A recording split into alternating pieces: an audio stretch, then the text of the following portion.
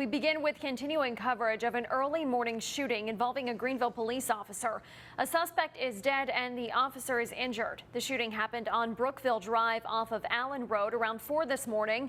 WNCT's Kara Gann joins us now live from the scene with details. Kara. Maria, as you can see behind me, Brookville Drive, this portion of Brookville Drive, it's still blocked off right now. There's actually still crime tape around where that altercation took place. The State Bureau of Investigation, they are still here as well conducting their portion of the investigation. We also know the medical examiner's office, they left about an hour ago, but here is what has been released at this point.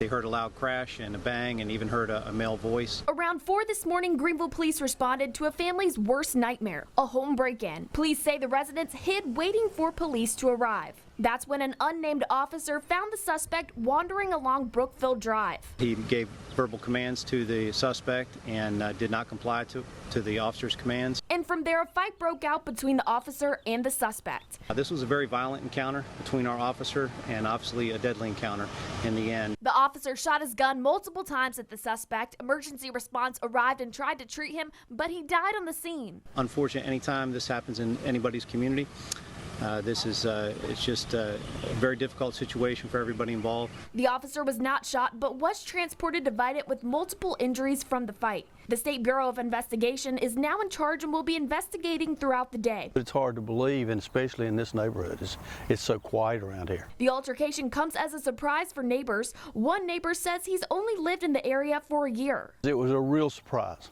I've only lived here about a year, and we've had absolutely no problems, nothing that would make you want to think that that something like this could happen.